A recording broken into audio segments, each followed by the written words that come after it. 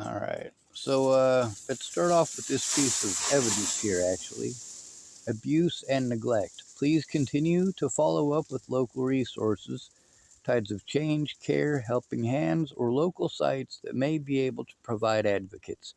More importantly, I will send a referral to TFCC for counseling as well as for advocacy. Did I ever get the advocacy or the counseling? No. Now, this was all the way back in, let me see, 11/19/2022. Okay? So, they were aware of the abuse and neglect all the way back then. This came from the hospital. Of course, what are the risk factors for abuse and neglect? Have we gone over any of this? Yeah, we go over all of it. And we get treated like this stuff is delusions. How about this one? Now, they gave me the papers for elder abuse instead of disabled abuse. Pretty much the same crap mostly. But if you notice here, how can it be prevented? And it addresses friends or family first. That's right. All of this could have been prevented. It addresses them before it addresses us. Did I do these things? Yeah, but it didn't matter that I did them. See, I'd already gone to CARE. By this point, I needed to already turn in CARE, Helping Hands, and possibly Tides of Change as well. I don't know how late I worked with them. I think they were useless back in September, but I don't know exactly. Let's pause. All right, we're going to press play on this. We'll back it up just a little bit. Sounds like you've had success with Russell, so I'm going to see if maybe his position has changed here. I'm going to see whether or not he might be able to provide some continuity on the housing work. There's a difference between reporting and investigating, and so if CARE would not be involved at all in gathering evidence or doing any kind of investigation. Yes, sir, and I'm aware of that, but I'm also... I didn't need them to gather evidence or investigate. I needed them to look at evidence of abuse and turn in the fact that I am being abused. Not refuse to look at evidence and say, oh, this guy thinks that maybe he might... No. That's not okay. But we're not going to get that either out of them most of the time, are we? Most of the time, we're just going to get blown off and told it's not their job. Aware that if you guys, as mandatory reporters, don't look at the evidence, then you don't feel that you have to report it. Obviously, I'm not speaking to you in specific because you haven't personally done this, but it's a situation where I have been doing what I'm supposed to with that. And my stuttering comes out in that. I do apologize. I keep getting told that someone's going to get me in contact with the right person, but nobody knows who the right person is. When it comes to mandated reporting, when it comes to somebody who's disabled and being abused, trying to turn in abuse, every mandatory reporter is supposed to take that as seriously as a report of child abuse. The same thing as if it's an elderly person who goes in there, and the CARE employees are just as negligent as these other agencies in that. We don't want to do the job of mandatory reporters, so we're going to send you to TFCC. Yeah, again, I just want to make sure, though, that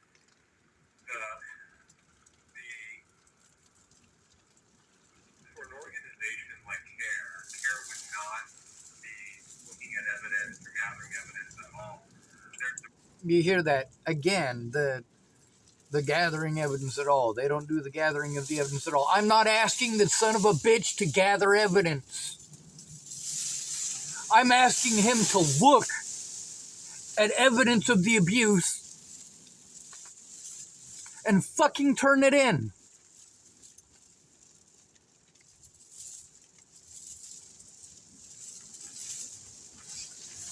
That's what I've asked of them from the start. if I turn it in, I will get blown off, like these guys keep blowing me off. They say everything that they can to try to deter you and make you feel hopeless, like doing the right thing and getting these predators out of these positions of power is somehow something that you should be ashamed of. No.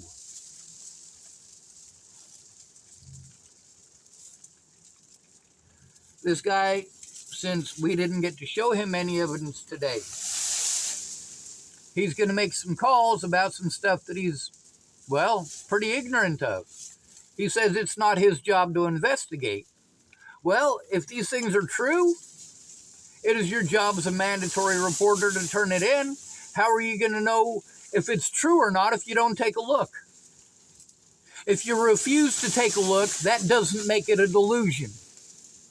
If your coworkers are still trying to play that crap, and the other agencies that they worked with are still trying to play that crap, and there is evidence that it's crap, then yes, you do need to look at it. That's not gathering it. It's doing your due diligence as a mandatory reporter. This person is coming to me because they are being abused. Who are they being abused by? We should be getting this information. He should be asking specifically about the abuse, and at some parts he does. But then he needs to let me finish what I'm saying. I mean, here again, changing over to the, it's not our job to gather evidence. I didn't say it was your job to gather evidence.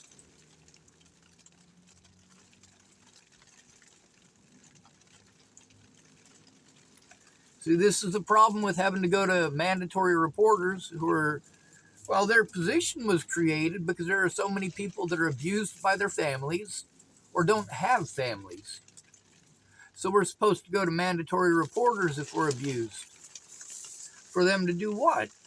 Refuse to do their job unless we got a friend or family member helping us out. So why are we paying mandatory reporters if we just need a friend or family member anyway? Why are we paying that taxes? I'm sure my friends and family could have used that money that they paid in taxes for the help that's supposed to be for people like me. I'm sure they could have used it to help themselves or me.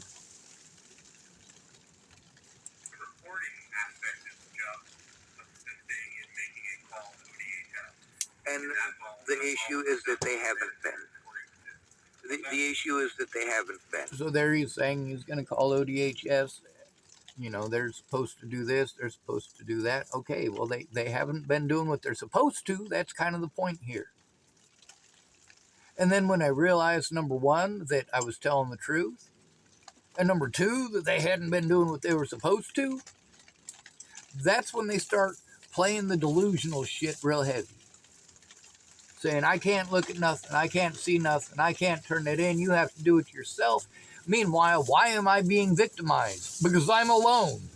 I'm being victimized at all of these agencies because I have to go in alone. I'm being victimized out on the street because I have to walk alone.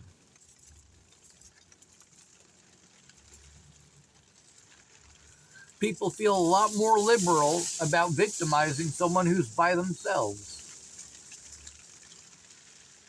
When I go in to turn in abuse, I'm treated like the abuse is not important, that housing is what's important, that if I'm assaulted, that doesn't matter, housing is what matters, and they don't report it. None of these mandatory reporters are reporting it. This situation with Miss Shelley finally reporting a situation with a stalker about 2 weeks ago, and immediately our very next meeting, all the stuff that she said that she was going to help me with, she told me that Melissa said she's not allowed. The primary excuse that I'm getting out of mandatory reporters for not reporting is that they weren't there to see it. You don't have to be there to see it. A mandatory reporter doesn't have to be there watching a rapist rape a child in order to do their job to turn it in. Now, if they're wanting to treat me like it's delusional and refuse to look at the evidence. Also, on that very same point, sorry for pausing again, we'll back that up and replay it because it's an important point to make. Situation with a stalker about 2 weeks ago, and immediately our very next meeting, all the stuff that she said that she was going to help me with, she told me that Melissa said she's not allowed. The primary excuse that I'm getting out of mandatory reporters for not reporting is that they weren't there to see it. You don't have to be there to see it. A mandatory reporter doesn't have to be there watching a rapist rape a child. The other thing is, who's the most likely person to rape a child? Their father. Their father has infinite access to that child, but that child does not have infinite access to these mandatory reporters. The other thing is, that father, in the time that the mandatory reporters are not there, that's when he's most likely to commit a crime. Is he going to commit that crime in front of a mandatory reporter or a mental health worker or a police officer? No. If she has to record the fact that it's happening, that's bad enough.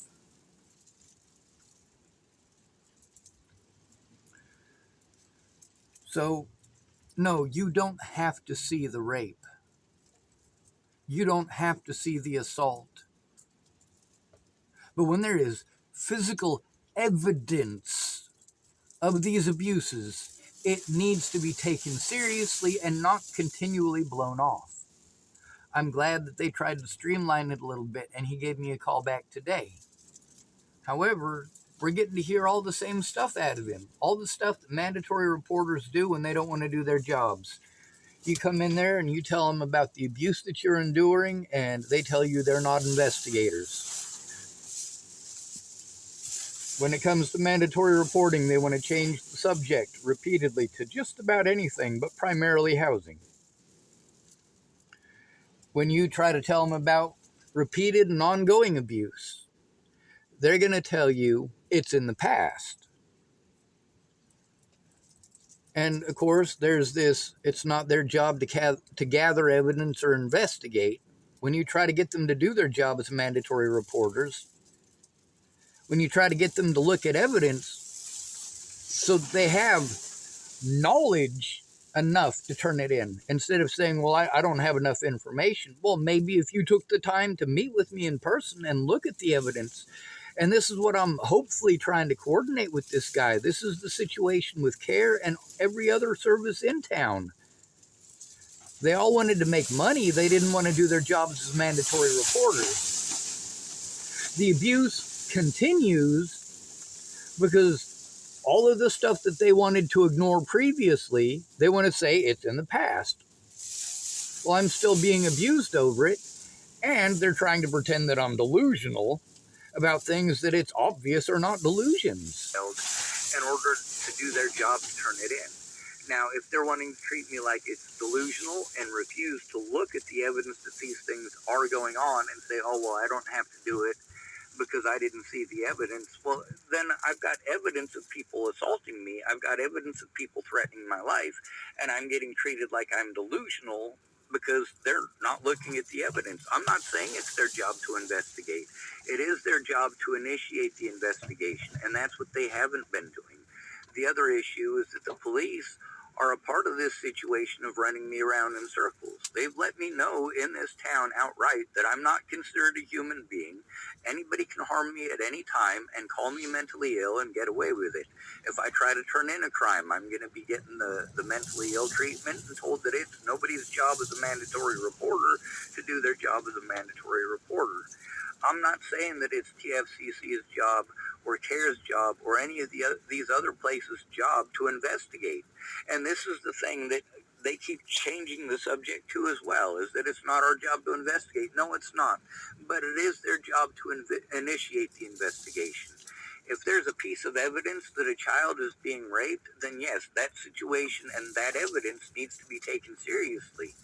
Not only that, but the victim, as well as the evidence, needs to be preserved. That's the very first thing that we learned in the mandatory reporter training in Colorado. We also learned that we're supposed to listen, which you're doing a very good job of.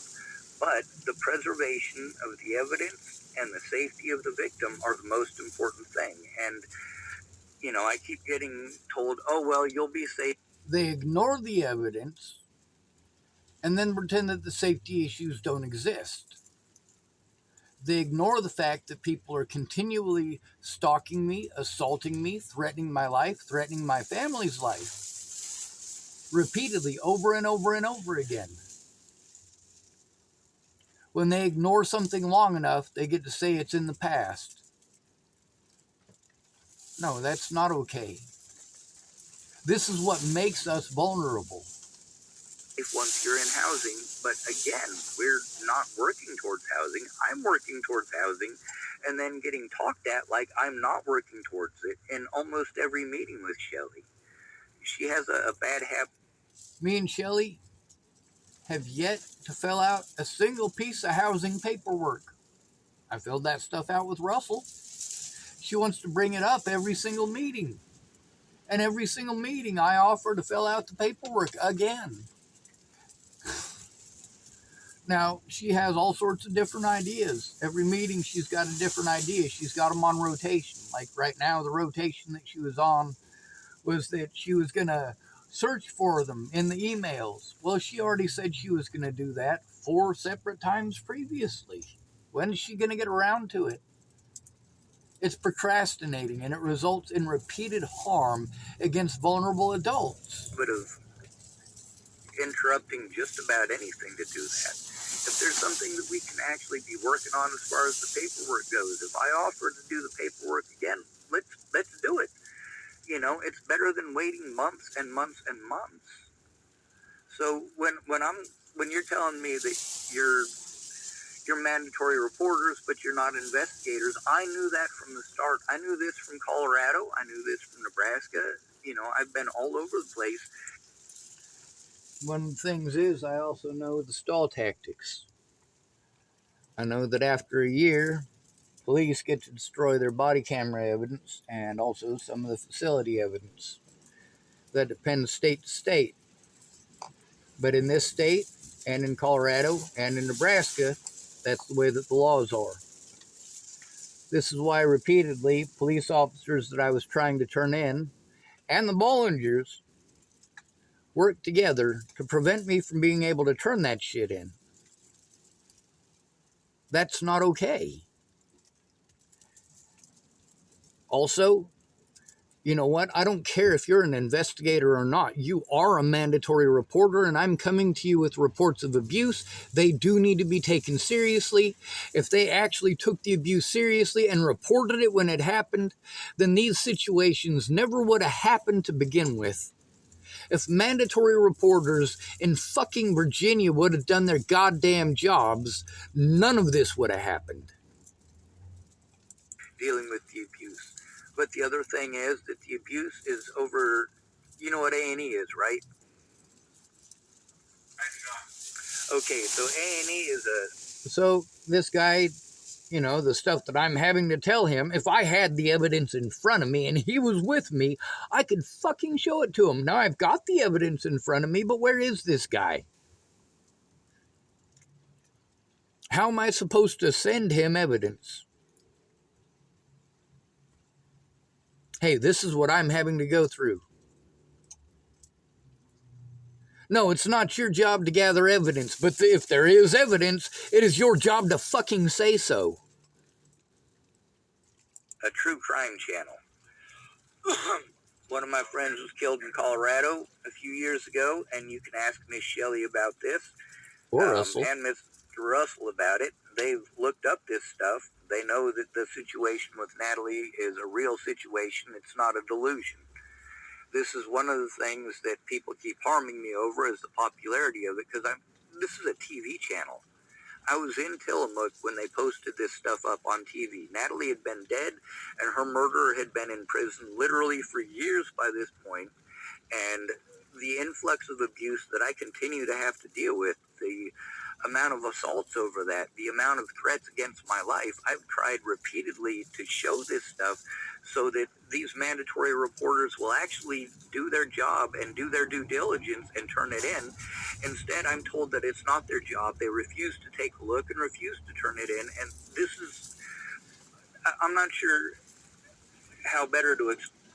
Legally, I'm supposed to have a caseworker to help me with this. I don't have a caseworker. Miss Shelley was supposed to be my caseworker, but she wasn't working on it. She pretended that she was going to, and then she didn't. Kind of like she keeps pretending that she's doing this housing thing. She's done nothing, absolutely nothing with the housing thing. Nothing whatsoever. Claim that I've been to every agency in Tillamook and been blown off. None of the mandatory reporters did their job, and that's part of the abuse. These are the people that we, as disabled people, are supposed to go to when we're abused. These are the people that you guys send your friends and family to alone when they're abused. All right, I've already been to every agency in Tillamook. I already told him that. I could go over the list of the places that I've been to. But he's going to call this place and find out what the procedure is. How about the fact that I've already followed the procedure repeatedly and nobody else is? Nobody else will do their job as a mandatory reporter.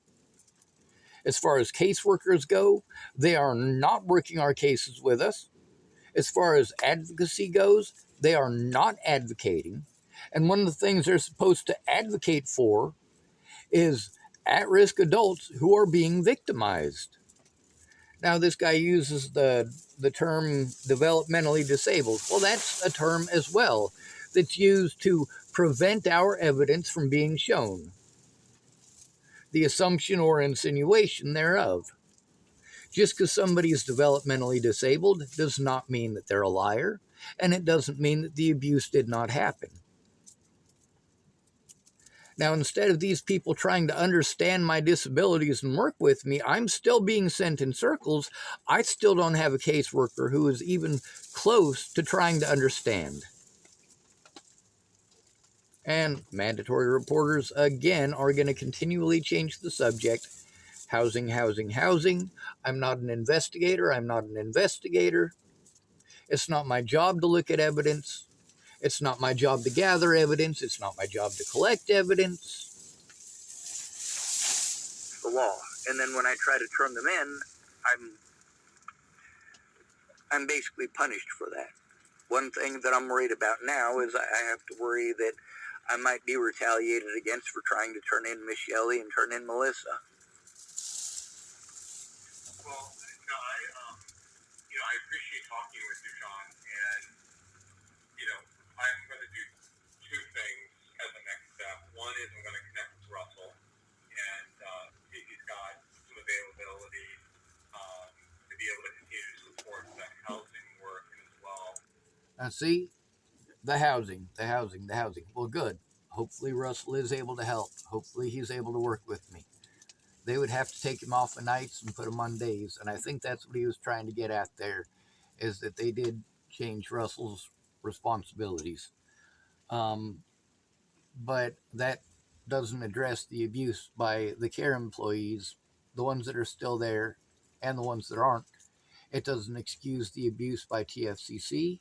It doesn't excuse the abuse by NSDS. It doesn't excuse the abuse by the police or by the sheriff's department. It doesn't excuse any of the assaults or abuse from any of the civilian population. And it doesn't excuse the fact that when I tried to turn these things in, none of the mandatory reporters would do their jobs. And that's the issue. They're not doing their jobs. Overwhelmingly, they become the laziest shits on the planet when the crime is committed against a disabled homeless man. That's not okay. Run down, what you have said about the file here.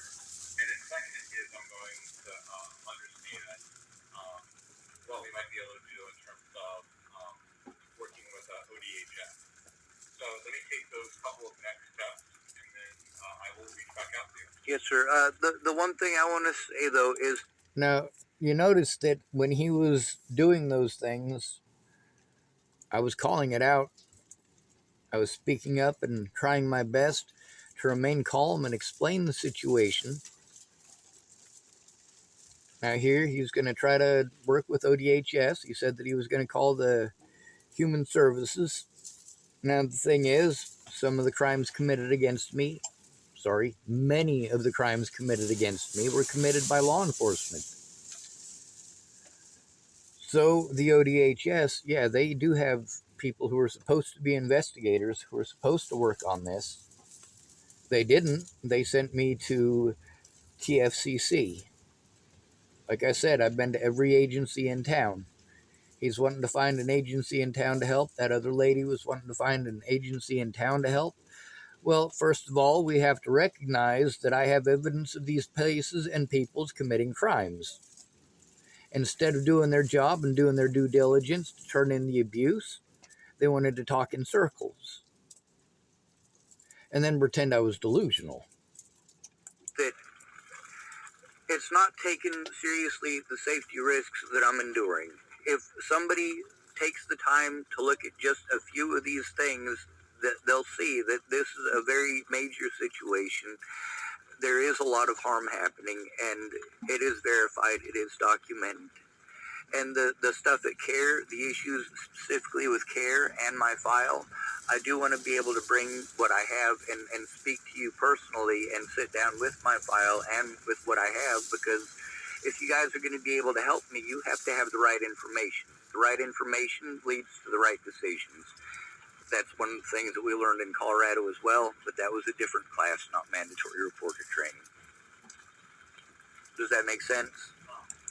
I do want to stop here for a moment just to sing the praises of the Boulder Public Library. If you happen to live in Boulder, you can go down to the Boulder Public Library and look on the bulletin board at any point in time. There's a hallway over Boulder Creek. One of the bulletin boards is right there in the hallway, and it'll tell you what events that they have local, what events they have at the library, like when we have Creek Fest and things like that. Well, I can't say we anymore. I haven't been able to go home to Boulder in years. But they also have a lot of people who go in and they'll check out a room for a day or two and just teach you stuff. They've had people come in and teach pottery. They've had people come in and teach flower arrangements. They've had people who came in and used the room to give lectures and seminars. We're almost out of battery here, so I better finish it. Let me take these next two steps and then give you a call and take it from there. Thank you, sir. You are very welcome, John. All right, is there anything else, or should I just say thank you and wait for you to call back? No, I will, I'll give you a call tomorrow. Yes, sir, thank you. Be safe. Have a good night, John. All right, that's the end of the video, or end of the audio. I have two files as far as that goes. As soon as you tell me that you destroyed evidence, or as soon as you start threatening harm against me and my friends and family, like, yeah, don't destroy evidence, don't harm people, don't go out of your way to make people's lives worse. That sucks. We'll press open. This is the recordings that are on this particular situation, and these ones are also from the same situation.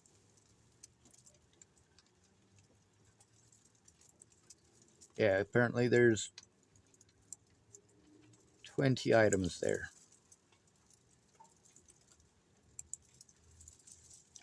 All right, now that you see that I'm not full of shit,